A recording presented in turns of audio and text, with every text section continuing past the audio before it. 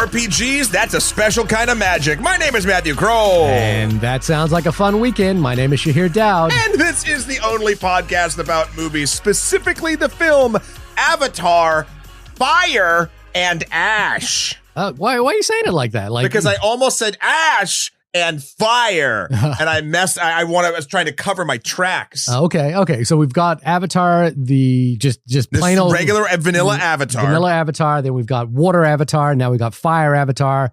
Are we doing like the Avatar Airbenders? Like we're gonna do Wind next? I feel like Air is next because we'd had the Air Riders, perhaps, or maybe they're done with elementals. From the information that I've gotten and gleaned from interviews with Mr. James Cameron is that Way of Water and Ash and Fire are essentially like a direct sequel is what it sort of is, right? Yeah. So but the next one might not be that. And I think the other thing that's interesting is that they filmed parts of 4 and 5 already. Yes. And the actor that plays Spider, who I'm going blank on right now, kind of has aged in different ways between the films because they shot parts of Avatar 4 and 5 when he was younger and he's older now. And so they're really having to jump around a little bit with him.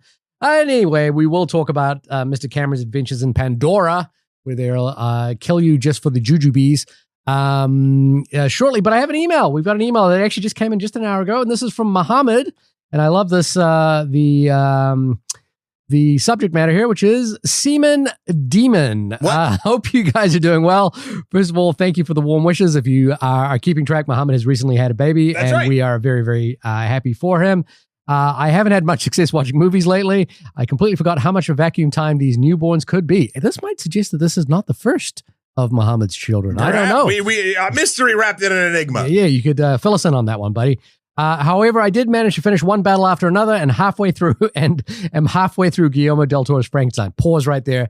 That could not be more of a dad statement. I'm halfway through Guillermo del Toro's Frankenstein because you do watch movies piecemeal from this point forward. I think you guys are absolutely right that pretty much every PTA movie always ends up being talked about for years after it's released. I also loved how the film managed to say so much regarding immigration without actually saying anything. And can we just give Sean Penn his Oscar because he is so good in it? It's an incredible performance that he had me wincing and laughing all the way till the end. Frankenstein is another home run by GDT of mood, atmosphere, and gothic beauty. It's an absolute travesty that no one wants to fund his H.P. Lovecraft adaptation. Wish you all the best.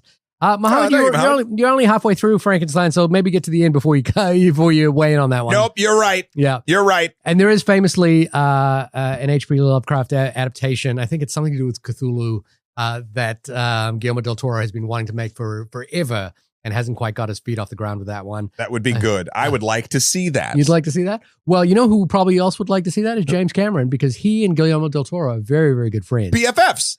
Have you heard the story about those two? No. Oh, okay. Well, just the TLDR of it is that when Guillermo del Toro moved to Hollywood, he actually stayed with James Cameron on his couch, and I presume he has many couches. I think I might have heard that. Yeah, for many years, and Cameron, as far as I understand, was kind of a mentor to him, including I think getting a couple of his first Hollywood jobs, including Mimic. Yeah, one of the famous stories is that Guillermo del Toro may have been fired or removed from the editing process of Mimic, and James Cameron stepped in to yell at Harvey Weinstein about it at some point as well. So those two go way back.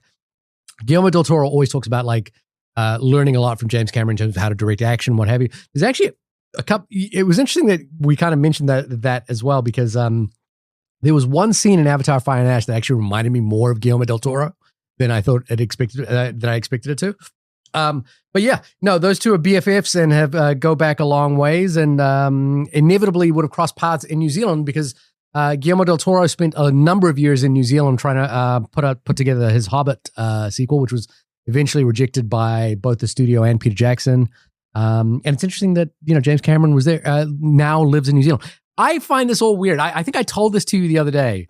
I remember sitting in a movie theater in Wellington, New Zealand, when I would have been 13, 14 years old, whatever, and saw Terminator 2. Yeah. And mind blown, it was at the Hoyts Mid-City Plaza, which was the only movie theater that would play, the multiplex in town. Yeah. And mind absolutely blown. The thing that blows my mind now is that I have moved to the United States where that movie got made, and James Cameron has moved to New Zealand. It's a Freaky Friday. Where I once lived. But your lives have not crossed in any way, shape, or form. Wow. I do know quite a few people that work with James Cameron, and it's really fascinating. I think there's a fascinating detail about Avatar Fire and Ash that plays into the fact that he is officially 100% immigrated to New Zealand. He lives in New Zealand. He's become a New Zealand citizen this year. He lives in my hometown, which is a very small hometown, population of 400,000 people. Is the thing that's very specific to it that this is the thirstiest Avatar has ever been? Oh, you mean Varang, the hot mama? Listen, man, there's a lot going on in this movie. We're going to get into it. I was just curious if that was the element that had changed in this movie for you, because like, no. In terms of like, no. So let me be more specific. Oh. The element that I was talking about was the fact that he has migrated to an entirely different country. No, I know that. And adopted a new culture, which is integral to the story of this film. Oh, not just that's the horniest he's been since I don't know, he's 71 years old. Maybe the fresh air is doing him some good. I don't know. I don't know. He lives on a farm in New Zealand, man. You know, things get a little freaky out I've at night. never been there. I just wanted to know. So we'll get into all of that detail pretty shortly. But before we even do that, after we've even done our email, it is Christmas. If you're listening to this episode, oh yeah, when will you be listening? Let me pull up the calendar when this comes out. It'll be after Christmas. After Christmas. Once you're listening to this episode, but it is before Christmas for us as we're recording this episode. Matt, I have gotten you a gift. I think we've gotten each other the same. We did. Because we've reached the age now. We've done DVDs. We've done all sorts of other bits. So we've exchanged chocolate. We exchanged chocolate right now. Yeah. And you got me a card and a very nice chocolate bar from New Zealand. It is a Whittaker's chocolate. For those who know, Whittaker's chocolate is the greatest chocolate on the planet. And we did get your card, but there is something else in that card. Oh no. Matt is hastily reading it right now. There's nothing that funny in it. I don't know. I love a Spider-Man reference. There we go. And we got you a gift card from Make Believe, which is our local coffee shop. I go there every Friday. There you go. That's very lovely. Yeah. Shahir, well, thank you very much. Yeah. I got you. I might have gotten you these chocolates sometime before. These are from my favorite chocolatier in Cobble Hill from my days out there when you used to bike an hour from your home now to do the podcast there. There's a place called the Chocolate Room. Shout out to them. They are beasts when it comes to this stuff. So it's like a nice little truffle set. I will concede that Whittaker's chocolate would have a tough time competing against the Chocolate Room. Unfortunately, the Chocolate Room doesn't have quite the reach of Whittaker's chocolate. No, but they do ship globally. Okay. I've shipped them, I believe, to Spain. Oh yeah. And it's not cheap. But they do like frosty packages and stuff because the truffles will melt. Oh, okay, yeah. Anyway, that's our chocolate review of I feel like that we should put that on a poster somewhere. The truffles will melt. The truffles will melt. I don't know why. I think that's a great catchphrase. That's the next Avatar movie. I'm going to write that into a script somewhere. Truffles and melting. The truffles will melt. It's so hot out here. The truffles are going to melt. All right. Avatar Fire and Ash is the third in the Avatar franchise, which has been threatened to be 5 movies at this point. But they threatened that after the first one. Until morale improves. Yeah. So we are midway through these. Why that's so funny. We have reviewed, I think, all 3 Avatars. We went back and retroactively reviewed Avatar amongst the highest grossing films of all time. I think both pulling in the vicinity of $2 billion a piece, making James Cameron one of the largest franchise filmmakers of all time. We both quite, I think from memory, enjoyed Avatar 1, and I quite enjoyed Avatar 2. I think Avatar 2 kept the theme of the fact that James Cameron knows how to make a sequel was not broken by Avatar 2. I did not connect terribly with Avatar 1 the first time I saw it outside of the visual splendor of it, obviously. That kind of blew my mind. Get it, blue? Because they're anyway. But the second one actually really did like move me. It felt like a story I was invested in. I actually cared about the Sully clan, and I didn't give a shit about anyone in the first movie. Yeah, and so that was a real step forward for me. Yep. So it was, so we're excited about this. I was excited to see sort of where it was going to go. The trailers, obviously, okay, I don't love when things are just sort of split up by literal elements. Okay. Like it's like, there's the water one, there's the fire one, this is the the Last Airbender. Yeah, I just don't. I don't know, like Captain Planet. What are we talking about here? there's Like so how many of these things are there? I just don't like it when it happens. Okay. It's because it seems like the easiest kind of way to do it. Yeah. But again, that at the same time, I don't know what I'd name these. But like, actually, no, Pandora I take Heights. that back. Yeah. So Way of Water makes sense for like what actually happens in that movie. Like it really does. They go to a water tribe. And the water tribe has like a lot of its cultural practices, etc., have to do with like the way that water works and like It's moves the way and of stuff. the water. But no, but like it's like so it like works on that level. Yeah. And like so that it works on both. Yes, you see water doing its ways, and it has things to do with the characters. Fire and Ash, we see fire and ash, I was like, But there's not enough fire in but this it movie. doesn't like And these do it. like Na'vi are so well moisturized, they're not ashy at all. Well, the war paint on them. I don't know. Tell us what Fire and Ash is about. Okay. Fire and Ash, the Avatar threequel is from the Internet Movie Database. Quote, Jake and Neytiri's family grapple with grief after Netanyem's death, that was the son whom died, encountered a new and aggressive Na'vi tribe, the Ash people, who are led by the fiery Vring. It's Vararang, but if we're going to do the Wayne's World thing, it's Vring. As the conflict on Pandora escalates and a new moral focus emerges. New moral focus. I didn't write it. Moral. Moral. Okay. A new moral what are they talking about? Yeah, what are they talking about? What A is the new moral focus emerges. What is the new moral focus in this movie? It's pretty much like humans bad, kill planet, make planet safe. There's a moment in this movie where like one of the Na'vi characters, I won't give it away, says kill them all. And it's meant to be like an earnest like moment here where you know she is summoning the powers of Awa and she says, please, Awa, kill them all. And Kill them all. And I was like, wow, this is a villain origin story right now. We'll get to that. There's so much. Okay. There's so much movie here. 3 hours and 15 minutes. Yeah, it's a lot. Yeah. I will say, when I left the theater, I was like, could have been 2. Okay. Could have been 2 hours. Could have been 2 hours. And I think I stand by it, but not for the reasons that like I've been complaining about movie length a lot lately, I feel like. I felt like the main thing that the Avatar films have going for them is first and foremost the incredible visual effects, and then, and as far as the second one is concerned, like an actual like really moving story that if you want to boil it down, it is like an environmental story or a colonization story, etc. It's not overly complex, but it feels real and lived in, and I really appreciate that. Yeah. But what this one did, and the plot here feels that way too. It's just, I felt like 30% of the visuals I saw, I feel like I'd seen before. Like it felt almost, this sounds terrible to say, I think, but like normal. Yeah. Like I was waiting for like, oh, when's the next big sort of visual shift? And it didn't really pop like that. There are 2 sort of visual shifts in my opinion. There's when they visit the fire people's place, which is just like a burnt out place. Actually, there's 3. There's that. Mordor. Yeah, it's Mordor. Then when they go to the human colony, like big industrial place, which we haven't we have seen before, but like we've not had like fight scenes there.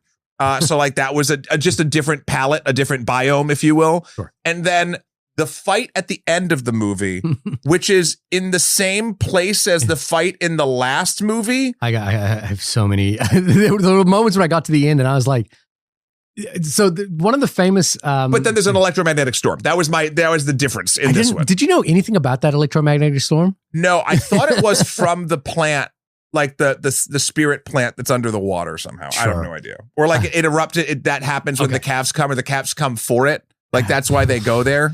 Who knows, man? We have a lot to talk about here, and we've jumped all over the place. I want to say a couple of things up front. One is, yes, you're correct. The undertaking of these movies are immense. You know, they're biblical in scale. And I say this not just as a sort of the scope of the movie kind of thing, but also the scale of the actual production.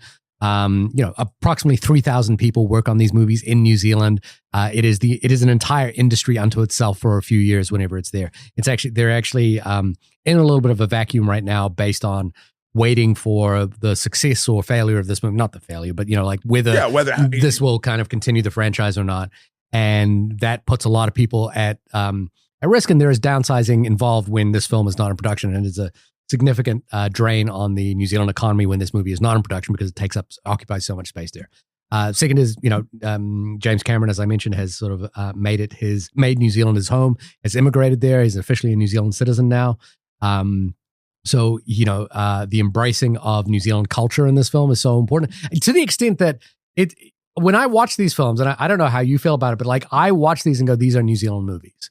Not just in the fact that they are made in New Zealand by New Zealand crews, the entire production. Oh, there is some of it that happens here, but like the way that the Sully children talk is very Kiwi, like the hey shit bro thing and the spider thing. That's very, very New Zealand. Yeah. It's done and it's very interesting to watch because the vernacular is instantly recognizable. I told you about that time when we New Zealanders saw the second Attack of the Clones, the Star Wars Attack of the Clones. Oh, and the son is Maori. Yeah. And he comes up and he says, hey. And it's like, everyone's like, that's a Kiwi. Yeah. It's a very specific way of talking. So the fact that those kids are like, hey, bro, what's happening? That's a New Zealand dialect, right? Right down the line. See, I wasn't familiar with that. But it's also written in a way, and this is maybe just me feeling about it, is it feels like it's written by someone who's just heard it for the first time. So the bros did not feel natural to me. Yeah. They felt, especially because that's the first conversation you see in the movie between the two brothers. Spoiler alert from the last movie that one of them's dead. Yeah. And the death works weird in this because you can just like go visit your dead people at the tree. Like that's neat. But you like here now, can you?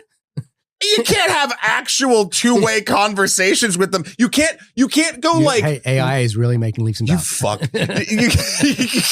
They can't go whale surfing together. Just use your imagination. Oh God.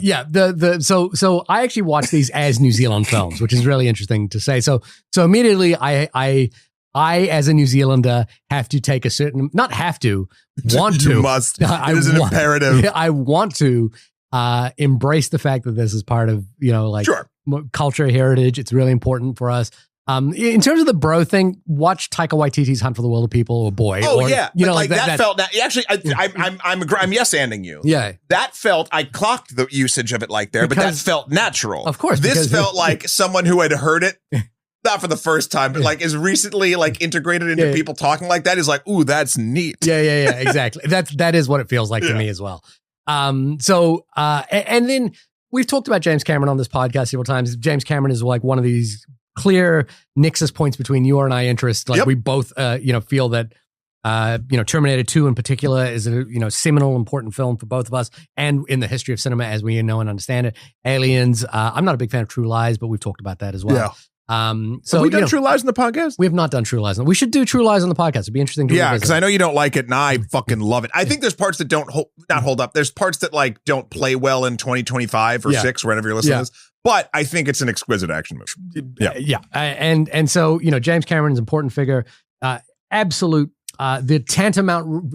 I'm laying down as much respect as I can before we start talking about the movie. Sure. Because, and again, from a genuine place. Of course. I have deeply in admiration of what he does. And I think one of the big things that we very, it doesn't get talked about much is how great a writer he is, a structuralist writer. So he writes story superbly well. He'd be a great dungeon master. Yeah. Okay, so I interrupted you. Oh no, I was just gonna say when we brought up True Lies, I was trying to think of like what, because I kept saying like this is James Cameron's most thirsty film since, and I was since True Lies, since Jamie Lee Curtis seduced her husband. I feel like since that this is the thirstiest movie James Cameron has made since True Lies. I don't know, Jack drawing Kate Winslet. That is romantic and sexy. It is not thirsty. There is a difference. I'm not necessarily complaining. And then, right, we've talked about that. The technical innovations are, of course, miraculous. I didn't see it in 3D. Did you see it in 3D? Yes, I did, Shahir. Yeah. I saw it in Dolby Vision 3D at the Lincoln 13 Square Cinema. High frame rates. Variable. Yeah, variable as well for me. And my son proved that he was my biological son. Yeah. When the movie started, he was like, this is high frame rate. I don't like this.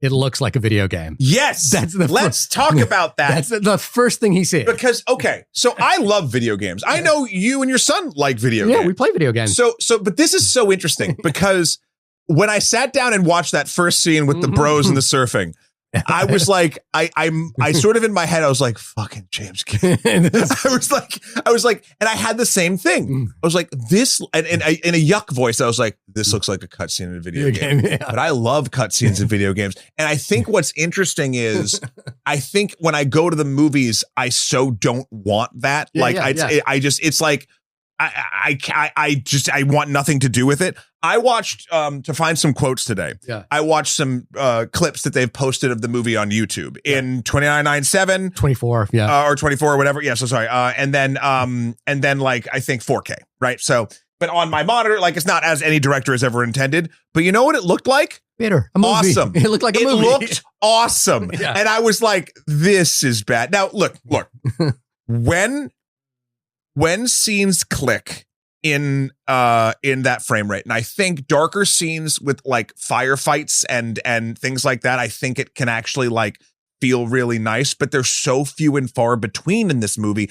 And the variable frame rate, I was because again, the movie's long and you got a lot of time to question these things. Yeah. I was like, obviously for the big action scenes or things with a lot of fast motion, they're trying to show it off. That's fine. Sure. Right. That makes sense. Yeah. But they'd stay in it for long periods of time in dramatic scenes. And then sometimes in action scenes, they wouldn't use it. And I was like, I would love to see the breakdown. I don't know how I ever would of like when the choice to use it and why was there, because there was a scene, I think it's when they like go down the river and they crawl out of it. And then there's another like action scene right after where it goes from high frame rate and then they crawl to the river and it's instantly like back to 24. And then it stays in 24 for like 2/3 of the next action scene. And then it goes again. And I'm like, I will say this too.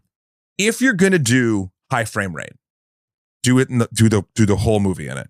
Do the whole movie in it. My brain clicks when it switches and I hate it. It's a bad feeling, and I never want to see a movie with variable frame rate ever again. Yeah, I would akin the variable frame rate thing to when Christopher Nolan did Interstellar in parts IMAX and parts not, and you would have scenes, for example, when they were on Earth, where they would run outside and it would be an IMAX scene, and then they would run inside and it would be 35 mil, and then they would run outside again, and I was just like, I'm just jumping all over the place here. And the thing, you know, which is what you're saying here as well, is when I saw Interstellar in like fully cropped, you know, like just one aspect ratio movie, I was like, this works so much better because I'm not, you can get lost in it. I'm not actually being drawn out of the movie in that respect. Maybe we're not the majority in this.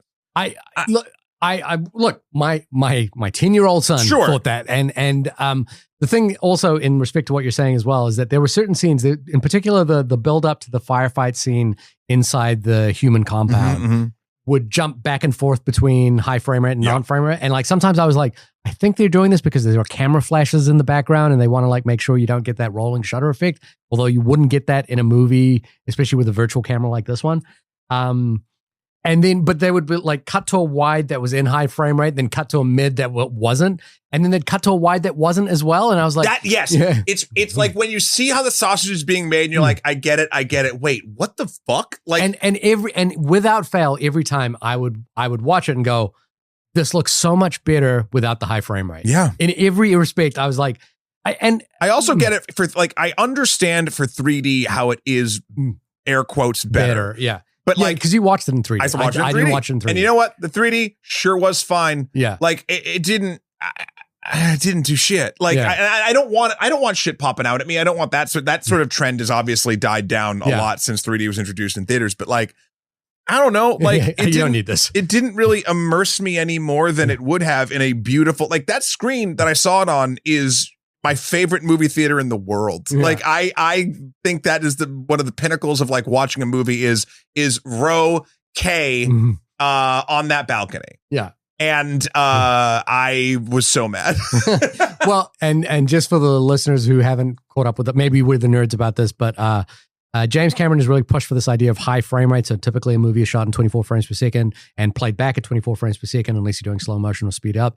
And what Cameron has advocated for in the age of digital cameras and 3D, in particular 3D, that a high frame rate instead of 24, 48, or in the case of Ang Lee, 120, really makes for a cleaner experience and less headache inducing. The most particular thing he talks about is like when a camera moves really, really quickly in 3D or even in 2D at 24 frames per second, you'll actually sort of see like a stop motion effect as the camera pans across the screen really quickly, and high frame rate completely eliminates that. So when the camera moves really, really quickly across the screen, you get this sort of smooth motion, which is typically what people would associate with smooth motion on a television or sports or a video game. Because video games are in modern gaming, you can render out, you can so many games that aren't locked at a frame rate, you can get as many frames as your computer can pump out. Yeah. Like, and it does start, the visuals of what you are experiencing change based on that. Yeah. It feels different. Yeah. It is the only way to say it's a vibe shift. Yeah. So we, like as far as this experiment has gone, and I will call it experiment, it does because it's not convinced me that we need to switch from 24 frames per second. I'm a filmmaker.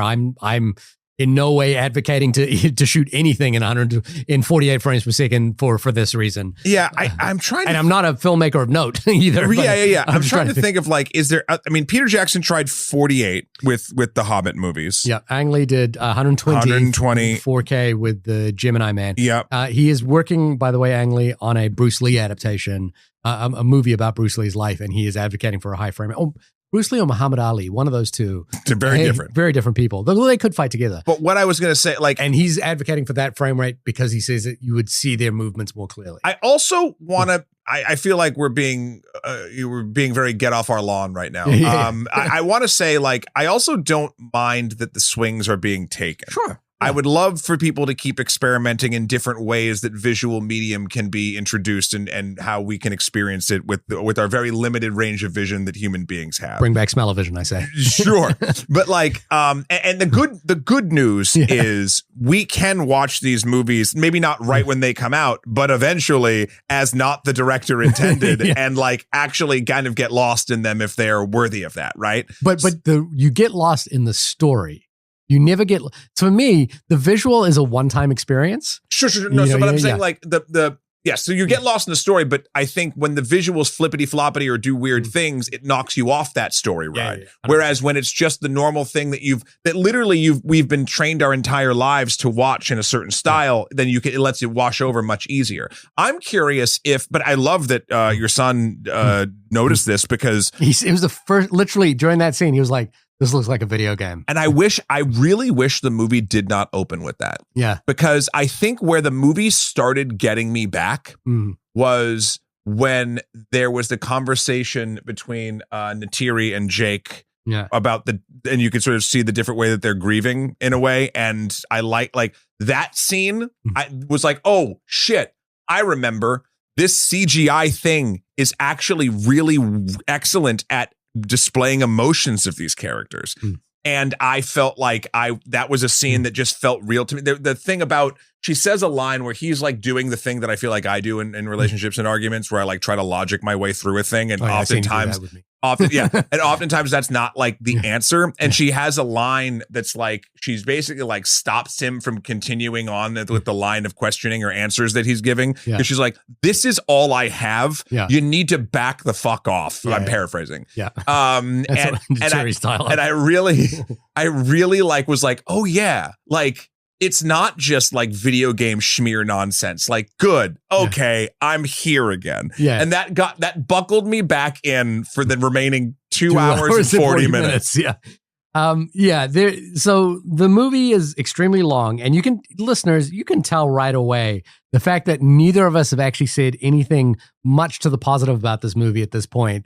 That I think either of us are like fully on board with this, other than we're searching for things to praise for it. It is in its contextual sense. It is a fun enough movie that could be shorter. Jamie it's not a bad movie. No, not at all. Jamie asked me to, and I'm not going to do it here until maybe the very end. Who knows if you want to do this? She's like, "Oh, what happened in it? Just spoil it for me. I don't care." And I was like, "Okay," and I just like, brain vomited everything I remembered in chronological order. And she was looking at me like you're a crazy person. What? Yeah. Because also there's a point of this where you go, oh, and the Tulkun hunts are on again. And you're like, one of the big accusations that I think was populated by, not How I Met Your Mother, but what's the other sitcom with the two nerdy guys in a college dorm room? Two nerdy guys in a college dorm room. Oh, Young Sheldon was the Big Bang Theory? Yeah. No, they were MIT scientists. The nerdy guys. In one episode of The Big Bang Theory, they make an accusation about, or they make a comment about Raiders of the Lost Ark,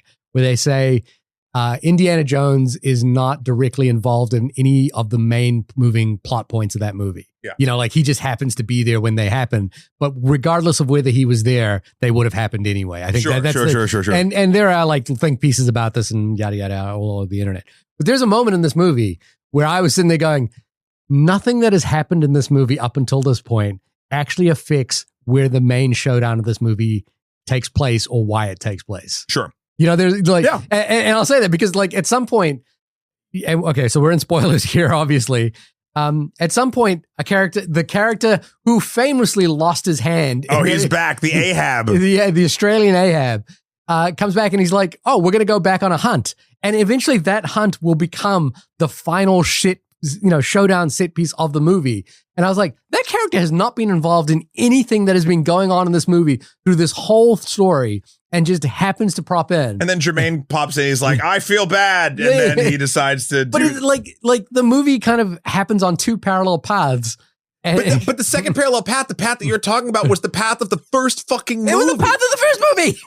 And I was like, God, like, I think that's why I was like, this does not need to be 3 hours, because you're showing me shit that you've shown me before, but it's not moving the plot literally anywhere. I was like, is James Cameron just really... I felt like I was being trolled at a certain point. I thought what was going to happen was like James Cameron was aware that the most exciting thing that happened in the last movie, and I quite like the last movie, was that Captain Ahab lost his hand. Yeah. And he was like, and we're going to go back and do it again. And we're going to do the other hand. There was a brief moment. There was a brief moment where I thought we were going to get one of the most enjoyable cinematic rug pulls in history. Yeah. I thought maybe for a weird moment that like time was wibbledy wobbledy and like we were going back to that battle in the second movie. Right, back to Pandora. To figure out a key element that would go. And I was like, no, it's Back to the Future Part 2. Like, not like the characters are going back in time. Yeah, but like we're being presented part of this because it's the same fucking fight for the same thing. And like, and they don't even.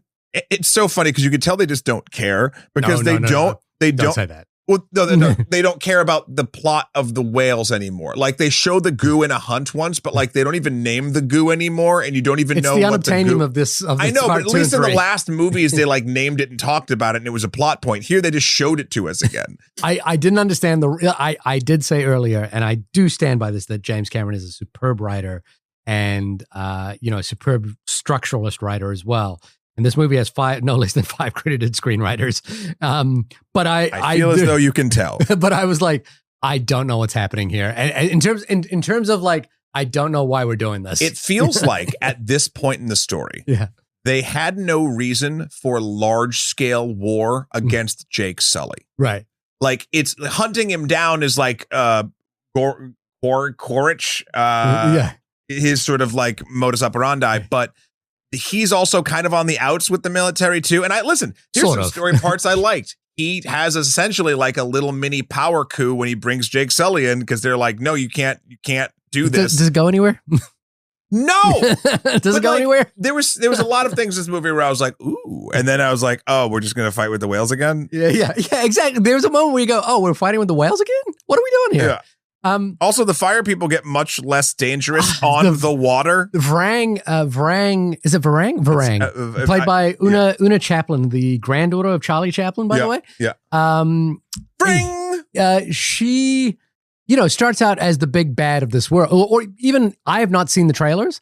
I've looked at a poster and said, oh, that's the big bad of this world. She's on our graphic. Yeah, she's the big bad, right? Yeah. Okay, cool. And then, and there's a moment basically where that moment is that idea that she's the big bad is entirely undercut. And it's literally when Quaritch says, you don't want to make me your slave, you want an equal. And from that moment, he's like, it's as though the film goes, yeah, you're equals now. In fact, we don't need to hear from her ever again. And I was like, what? And she pops up in the final battle. And I was like, do we even care at this point? I'm going to say this. I think they do the Ash Navi real dirty. Oh, yeah. I think this is like before it felt as though every, like the 2 Navi tribes, even the minor ones, even the air one, the air people or whatever, like it felt like there was some real like and I care and depth to their particularly culture. the water people, Yeah. right? Like they have an entire culture. Like I was waiting for a moment in this, again, 3-hour long movie where we get more than 5 minutes of like why the fire people are sort of like this. And there's a perfect opportunity here, which is that the fire people are essentially born out of the war between Jake and Quaritch. Yep. Right? So like let's do yes. No, that does not happen. No, but literally she says we lived here, the fire came and destroyed us, and we've seen that in the first and second movie. Yep. Jake and Quaritch are kind of like revolutionaries going at each other, and they would have born their war is what created the fire people. So the and they again, she's kind of like whatever the murderous version of a manic pixie dream girl is. There's the meme going around of when Quaritch is showing her the flamethrower, like, and she looks all like crazed, and it's fire. I think of the Tom Hanks meme. Yeah, I don't know. Fire. I could not. Oh God. And okay, so sorry. Yeah. The thing I was gonna say was I was really liking how she was at least treated. I thought her people were really kind of like real tribal cliche, which felt so out of touch in this movie. Like all of the other stuff has like the animals in the forests have like biological imperatives as to why they look and do the way they like. He's done so much work on this, and then it's like, yeah, but these people are like real fucking murderous and love fire, and I'm like, okay. And, and this is where I was like, oh, okay, this could be an interesting thing. And again, I'm sort of bringing a lot to the table in terms of reading into James Cameron's own personal story. And there's an autobiographical quality to this film anyway, in the fact that he has a lot of children, sure. And it is about like this military leader kind of like trying to lead his children and determining who and what ideas are important. And it's interesting that each of the children have like a different power set that they bring to the table. Some is spiritual, some are military leadership. Some are fungus lungs. Some are, some provide fungus lungs. And so I kind of, there's a sort of autobiographical quality to it.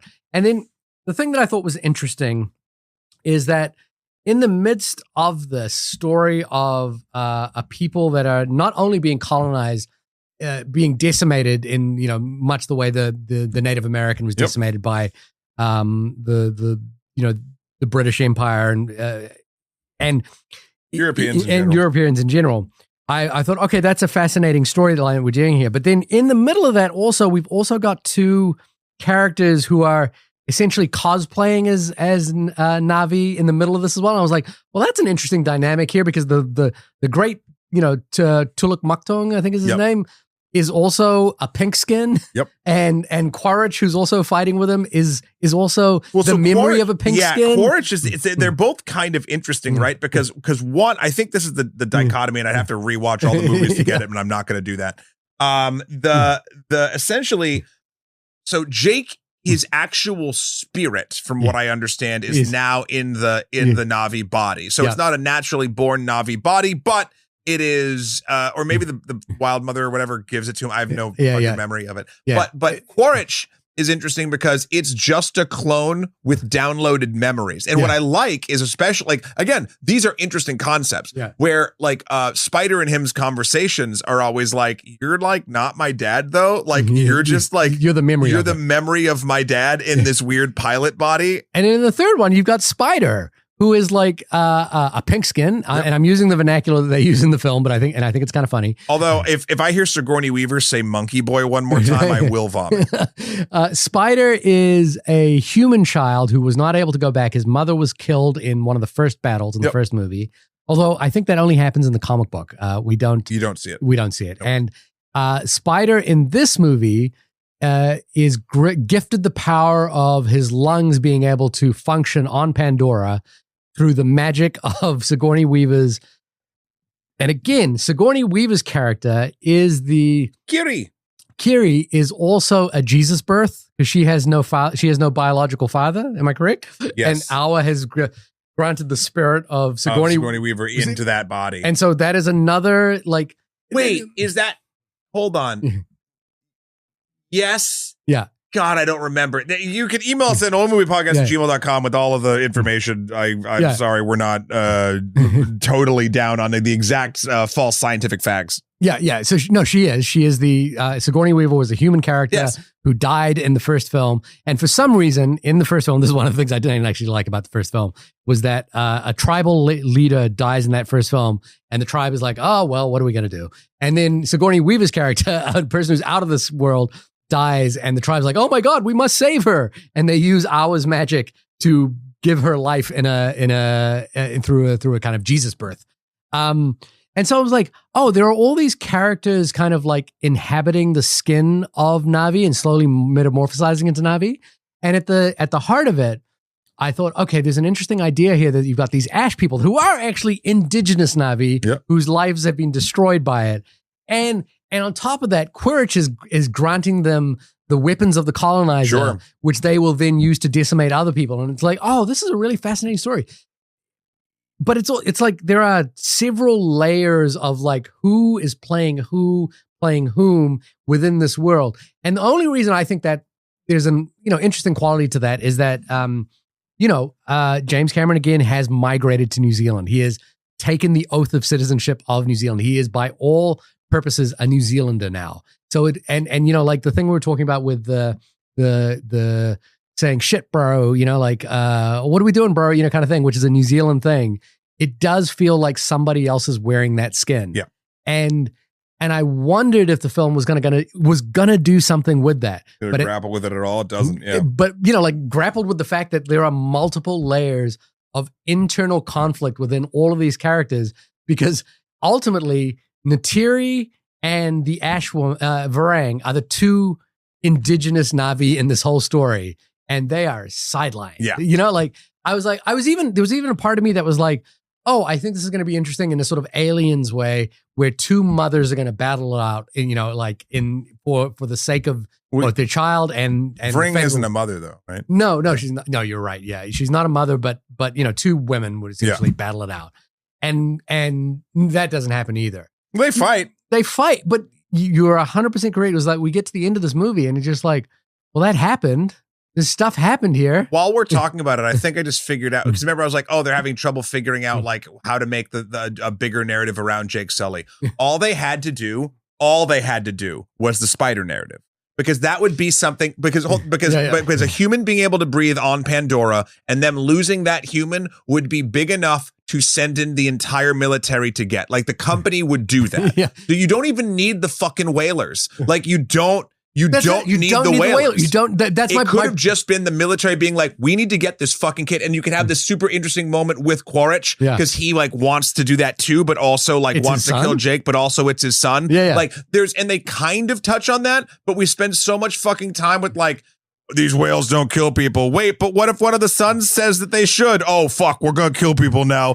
But like it's this movie has a literal Isaac being sacrificed moment in it. And it is oddly it makes no impact on the movie whatsoever, other than you go, are we really doing this? Like there's a moment where basically Jake drags Spider out into the woods and says he must kill him in order to, protect his people. And I was like, okay. And in the back of my head, I was like, Jake, bro, you're a pink skin, like really, we gotta get our terms here correct. Or we gotta like understand. Yeah, that scene was weird. I mean, okay. Here's something else that was weird. I apologize for using the phrase pink skin. I feel bad about it every time I used it. Okay. So there's another element with Vring. Yeah. So the Na'vi's tails. Yeah. Oh. The Na'vi's tails are used to sort of bond with animals, and you sort of have a mental link with it. It's supposed to be a very respectful thing. And then I believe, at least in the first one, they don't really touch on this in the second one, it's also kind of a mating, or it can be sort of like a mating ritual, right? So they fucking horses every time they ride them. I don't know. But what Vring does is like dominates people with it. Like stabbing them. Well, I mean, I was based on the other movies, and maybe I'm reading this totally wrong, but like it kind of felt very like sexual assaulty. And I was like, what? I didn't mean to laugh at that. Sorry. No, but like it's an odd thing to think. But like when the first it happened, I was like, oh shit. Like, because it's not like it never felt, because of what we've learned about the USB biology stick. of it Yeah. before. It's not, and I know what they were probably going for, of like, oh, it's like a psychic like pain or like whatever. But like, I think she's also toxic, right? Like that. That's who the fuck knows? that's But like, I got this weird, like, it felt really like wrong in a way I don't know if it was intended to feel, at least to me. I was very uncomfortable with those, like, not that you can't have stories about that, but it's not, again, just like every other either interesting and or more dark element of this movie, it has no interest in going that deep into it. It's just the mechanic. Yeah. And so that threw me a lot. And then I believe by the end, she gets like essentially like beaten in that way by Kiri. Yeah. And I'm like, okay. Also, Kiri's plot, man. And Kiri does get to do Kiri that. goes from the most pacifist Zero to kill them all in this. And I was like, I don't know if like, And also Kiri again is the reincarnated spirit of one Sigourney Weaver. Yeah. And I couldn't. So she finds spiritual enlightenment with the Earth, not the Earth Mother, with the Awa. Awa, But thank she you. has been, she has been rejected by Awa. But then the family brings him through with both Spider and the smallest child and whatever. It doesn't matter. Yeah. No, it does matter to the plot. But then her big revelation when she finally sees and meets her god is not like, again, the huge pacifist character is not like, stop this, make this, whatever. It's kill them all. And then the demon squid from the ocean are the thing that the Planet Force sends. And they're very effective, Oh, yeah. but also a horrible way to die. You know, it's not like the humans didn't have it coming. No, it felt strange that it was her doing that. Yeah. Like, And I didn't understand the electric field. I was like, I don't know what this is. I think there's a throwaway line in it. That's the thing that, like, oh, the whales come here because of that. That's like the thing that brings them in for the spawning or the ritual or whatever the fuck that's happening with the calves. Okay. Like that natural occurring thing is the thing that draws them all to that cove. Right. But there is like an internal culture thing going on with the whales, which is that they have also ostracized and ousted Pycon, which is the whale, the most badass whale ever. Yeah, the whale that has kind of befriended them. And she, we don't know, is a whale. Oh no, they do say they were brothers, I guess at some point, but is kind of like the Jake Sully of this world, which is that he attacks. He's the Jake Sully of whales. Yeah, he is the Jake Sully, and whale Sullys don't give up. No, whale Sullys never quit. Whale Sullys never die. Whale Sullys live their lives a quarter mile at a time. Yeah. It's so I've got a friend whose kid is called Sully. And I cannot wait to see him again and to be like, Sully's never quit. Oh my God. Yeah, look, I think what's disappointing here is that you and I both were mixed on Avatar, but kind of could appreciate it for the technological achievement that it was. And then I think I can say this is that both you and I were kind of under the spell of Avatar. Oh my God, absolutely. I was under the spell of it. I was like, whatever problems I have with that, I might even have with this movie, I'm not even thinking about it right now. I'm just I'm in this movie. I'm loving it. Get that arm, rip that arm off, and I'm here with you. Mm-hmm. And this is a movie that absolutely does not capture you under any spell. No. And it's the quote that I wanted to have at the beginning of this movie was abandoned ship. Because I was just a little bit like, man, like now if the action scenes are good, if you care, I guess. I didn't, but I from a construction, like I really liked them escaping the city. Yeah. I really liked it. I liked even when Jermaine Clement, Dr. Garvin, does that huge, like, basically like bulldozer thing. Yeah. And like, it feels like clever and lived in, like there's fun action elements. Let me ask you a question. Jermaine Clement's character, who is a marine biologist, who is working for the whalers, and who works for the whalers, and who has an entire thing about how it is unethical to do this to the whales or the sea creatures because they have culture, music, mathematics. They have all this stuff, right? Like that's his big thing, and why he's opposed to this idea that they're going for the hunt. Jake Sully. No, you could ditch the whale plot now. You could ditch. No, but I'm saying like he decides that in order to fulfill his ethical and moral quandaries, he's going to go rescue Jake Sully. And I'm like, Scott, what is Oh, you? I think no, because there's actually is a plot reason for this. Yeah. He tells Jake that they're planning to attack the Sure, spawn sure. grounds, and Sully, he feels like is the only person that could actually that could stop them. Right, because Sully is slightly famous in this world as the counter-revolutionary. I think narratively that holds. Is Sully famous as like a counter-whale revolutionary? No, but I don't think that character Gavlin or whatever has a lot of options, and they have this guy, and he's like, well, this needs to stop. I mean, but wouldn't he go to Cliff Curtis's character, who's the chief of the water people? No, because he has how he doesn't go out there. Well, but he's been out there. No, I listen. I will poke holes in this thing all day. But I think this is a structurally sound move of the story. But my point being is, like, I was like, does Grav know anything about Jake Sully? He knows that he is a revolutionary that protects this planet, and therefore I think that's why he does that. Okay, all right. Because again, not being under the spell of the movie, I was like, what has your plot line? Well, and also he was there when Jake Sully's forces thwarted the last whaling ship, so he knows. Does he know it's Jake Sully? Yes. Does he not like everybody at the point? Even in number 2, people know who Jake Sully is, and like actually in this one when he gets arrested, there's like everyone's filming him, and everyone's like, "Holy shit, we got him!" It was like Jake Sully. It was like the Humans, Bin Laden. I thought it was like their Hannibal Lecter. They locked him in that glass cage. Crazy. Yeah, they don't. That was the fuck this movie.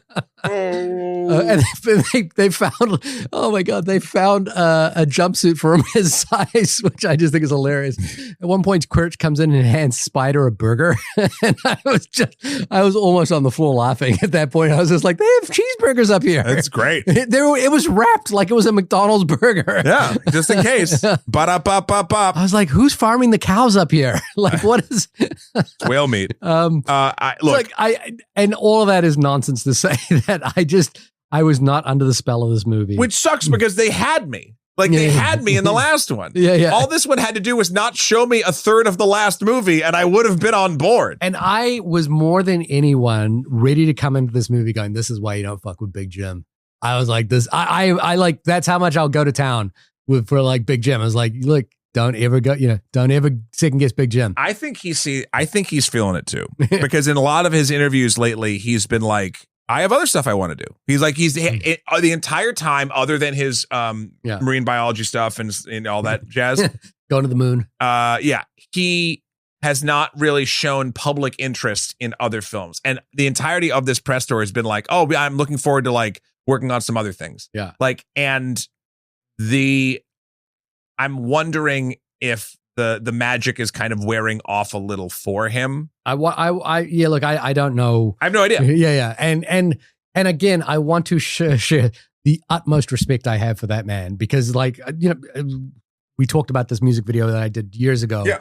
The robot music video, Automatica, the governing principle that we had on that music video when we made it was, what would James Cameron do? Sure. What would JC do? I'll make it very clear. I respect the hell out of the man's film craft. He is literally one of the easily top 5 greatest filmmakers of all time, in my opinion. Yeah. I can also feel like this movie does not connect nearly as well as the second one, and is far too long for what it does. It overstays its welcome, and its welcome isn't that grand. And like, listen, that's fine. Yeah.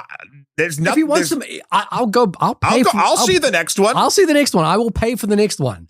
Full price to the theater tickets. I think there's a real. I mean, we've talked about this a little bit, I think, on the show. There's a real like extreme, like, oh, you have to, if you hate it, then you hate it, and if you love it, then you love. Like it's so like there's no like gray area. Like I had a good time at the movies. I think the movie was too long, and I'm also not interested in watching this movie again. And to me, that says it fell shorter for my personal enjoyment and or expectations than the second one did. Yeah. And I want to go back to the thing that I think helped really, like, I think the story in the second one's so much better, but the action and the screen, what you're seeing, the graphics, the visual effects are what are front and center for these movies. And I think when the story is weak here, or has, let not even say weak, it has superfluous parts that you could lose. Yeah. And it's super long. And a lot of the situations that we're looking at were the same situations in the last long movie. All of those things add up, and it makes it a lesser than experience than Way of Water, in my opinion. 100%. And I think the promise of the sort of the title and what they've talked about in terms of this is that Pandora is this enormous world, and in every corner, we're going to find an entire new, almost universe to this world that we can kind of keep self-discovering and iterating within for the next 5 or so, 4 or 5 movies. And then on the flip side, James Cameron's even talked about like sometimes this is The Godfather, which is that it is this ever-going, long-form epic about the lives of this one family and how they change and evolve as power structures deepen and change. And this is a film that where those power dynamics don't even shift that far. And death doesn't matter. They can go party with every ancestor that's died and have full-blown conversations with them. See, that's not as actually a big deal to me as much as Quaritch kind of just disappearing off screen at the end. So does Vring. Vring, like, to your point, I feel like you could have set her up to have a fucking kick-ass third act thing where she betrays both Quaritch and like because both of chaos, them is essentially like the reason why they're kind of like the way they are, at least how it's posited, right? Yeah. So like, go fucking ham and just like have a different thing. She's in the weapons. She's almost a non-existent character for the second half of this movie, and it's really disappointing because she is the poster child for this movie. Yeah. And it just doesn't add up to anything, unfortunately. And I think, just, the sort of Godfather politics of this film are like potentially fascinating, really not developed at all in this story. Like just this idea of layers of identity within each of these Na'vi characters, is sort of like, is a fascinating idea. And is like one I would sort of like to see explored further, but it really is not and goes nowhere. Yeah. And then on top of that, some of the scene to scene, individual scene moments are, like tough to watch, like the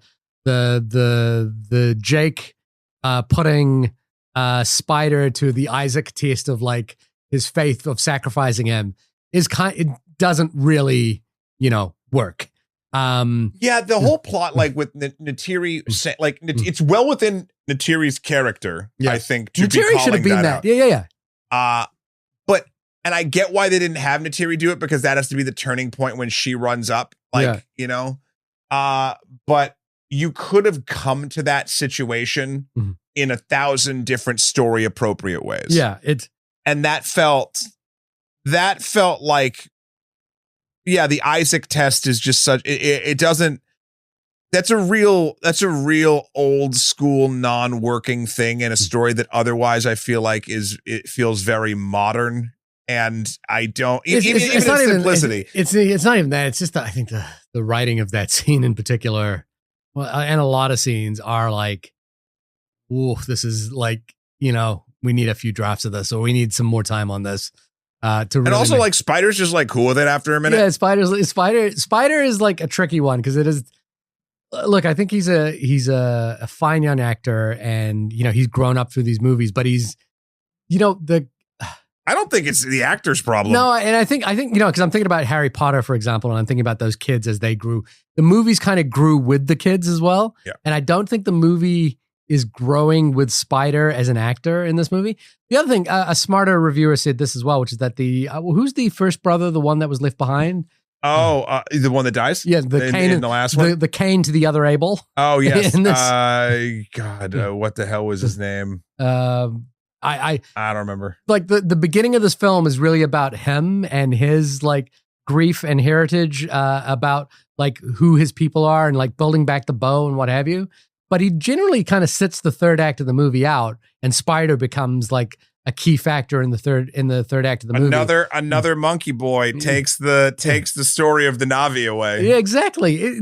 I think there's a mean-spirited reading of this movie you can do that has to do with cultural appropriation with with the Na'vi people. I don't want to do that reading, but I think it's entirely within the scope of possibility here. In terms of the way that the movie does deal with like these strange parameters that it has built up over time, and does not, like in the end, as I was watching this movie, I was like, well, I don't care about this. I don't understand this. I'm not sure what's happening here. I don't care about this. And I was like, well, we're building up to a big kick-ass third act, I'm sure, and that's what we're gonna get. And that was half of the second movie. yeah, and then I was like, oh, but this third act is the other third act, and I was like, oh man, I don't know, what is this? Yeah, it did start feeling a little different when they were jumping on the rocks and the magnetic storm or whatever, but like that was just sort of the Metal Gear Solid ending, and I was like, it's fine. Yeah. I feel bad. I feel like we've just kind of poo-pooed on this for an hour. If you did like it, there's also nothing wrong with that. Yeah. Like, not that there's anything wrong with that. Not that there's anything wrong with that. Yeah. You know what? Email us in at onlymoviepodcast@gmail.com because I would love it if you were a person that it doesn't really matter if you like the first one or not to me, but if you loved the second movie and you loved this movie, like I would really like to hear your not pitch, just like how that connects with you, because maybe I'm missing something. Like maybe there's something in the ether that I'm just in the live stream or whatever, like I'm not seeing, because I truly think there is a tighter version of this movie that does not retread, that still could be as emotionally resonant as Way of Water, and it's not. They just don't do it. Yeah, and I would venture to guess that the big thing is the whales need to go away in this movie. But the whales, this is the interesting thing. You know what would have been awesome? The whales climbed up the mountain. No, but the whales, like, you could still have a moment where the fire people are attacking, like maybe to goat people out or do something or whatever, and the whales come to the aid, because like there's still a big moment. Maybe the Earth Mother, the Awa, yeah. Maybe she sends the whales, not the squid, like to do the thing. Like, no, it's okay to fight now, whales. It's cool. And then like the fire people realize that they're getting their asses kicked, and they like draw them somewhere else to some other cool location that's not the same location as the third act of the second movie. The whales are the army of the dead of this franchise. Yeah, but put the whales in mech suits, cowards. But they don't know how to get up the mountain. Oh my god. Yeah, it's yeah. Merry Christmas. Go see it on the holidays. I said this about Wake Up Dead Man as well. I was like, and I know we disagree about Wake Up Dead Man. Don't you start again. Yeah, but it was like, a third film that kind of overstays its welcome a little bit in this case. You. And it's been two of these, but in both cases, Wake Up Dead Man and these are not bad movies. That's not in any way what I'm saying. I think that makes it more interesting. What I am saying is that they are, to me, not expanding the experience in a way that I find meaningful, or like in a way that makes me go, yeah, just keep going with these, man. You're like every time you're just coming up, and doing one better than the last. Both cases to me have been like, is this what we're, like maybe we should move on at this point, like, this is, what's funny? The ending of this movie, I think, is a great ending to the franchise. I don't think that's going to happen. Yeah, but I think, how did it end? Just so they all are like, Spider is accepted into the tribe. They go into the afterlife, and they're like seeing everybody, and everyone who's like dead is like sort of talking and like they're like touching on the shoulder or whatever. It feels like an Ewok party in there. It's a real nice Ewok party. Yeah, and I listen. I'm fine with that. There's no problem with that. Anyway, Ewoks are cool. Ewoks are cool. Ewoks are cool. And the Caravan of Courage did get a bad rap. Yeah. This has been the only podcast about the film Avatar, Fire and Ash. Shahir, when you are not just wishing Vrang had more screen time, where can folks find you? You can find me writing my Ash Fire fan fiction on my website at suvanova.com. That's SUVANOVA.com. Matt, when you are like Ash and flashing your boomstick, where can people find you? You can find me shopping at S-Mart over at my website. Extra credits and extra history over on the YouTube machines or on Nebula. Please sign up to Nebula if you want. You could use I believe it's Only Movie Podcast is our code if you'd like these episodes earlier and ad-free. Nice. That was always lovely, and it helps support us as well. Next week, I believe we're going to be pinging the Pong. The Ping and the Pong with Marty Supreme, the biggest marketing campaign of the year. So, okay. Have you watched Chalamet doing like his thing? No, I've just watched a trailer. I've not seen the trailer. Okay, can I say so? This is not a spoiler at all. Yeah. It's just a thing about me and personal. I didn't even know this movie was about ping pong until they started like rolling out the marketing campaign. Okay, yeah. So whenever a movie is about ping pong, okay, and I can't even name many movies about ping pong, but every time it is, I'm like, whenever they try to take like and again, life happens around these things, and you can do a drama about anything, right? Like, but like I can't help but have like a childish chuckle. I'm like, is ping pong? Hey, ping pong. Have you ever watched professional ping pong? It is illogical and unfair, but I'm telling you, in confidence between you and the Topam fam, that for whatever reason, I just absolutely cannot get over the chuckles that I have when someone does something super serious about ping pong. Anyway, but wait, one last thing, because you did correct me on this, and it was a profound moment of like, oh shit, I did watch the Street Fighter teaser because it came out, and it was like, I've always been interested in what they were going to do with the Street Fighter movie. And they were like, it's a 30-second teaser. So I was like, okay, maybe I'll watch this and just see what it is. And two things. One is that I cut a trailer with that song 4 years ago. Nice. So I felt like I was ahead of the curve there. And I was like, look, I know JVB. Yeah. And so that was cool.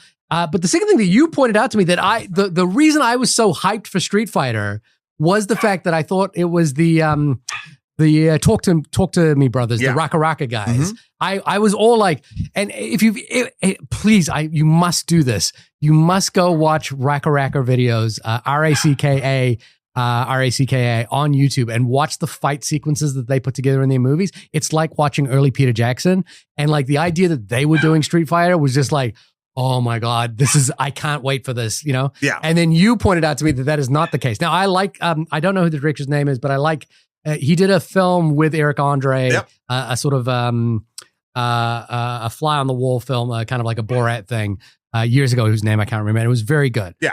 But comedy chops. Yeah, but like you were the one that revealed that to me, and I was like, I saw the disappointment on your face. The deflation on my face was like, I do like the Street Fighter trailer. I like that it feels different from the Mortal Kombat movie. Yeah. I'm hopeful for it. So we shall see. All right, everybody. Well, if you've heard my dog barking in the background, that's our cue to leave you for this holiday season. We'll talk at you in the next the new year. I mean, hopefully they'll let us say Merry Christmas this time. They haven't. Have we stolen that? Have the liberals taken Christmas away? Yes, that's what we did. As the representative liberal on the podcast, you must turn in your Christmas right now. Yeah, we're not allowed to say that at all. No. So happy holiday. Hollandaise Hollandaise sauce is delicious. It's good. All right. Yeah. Bye, everybody. Happy New Year.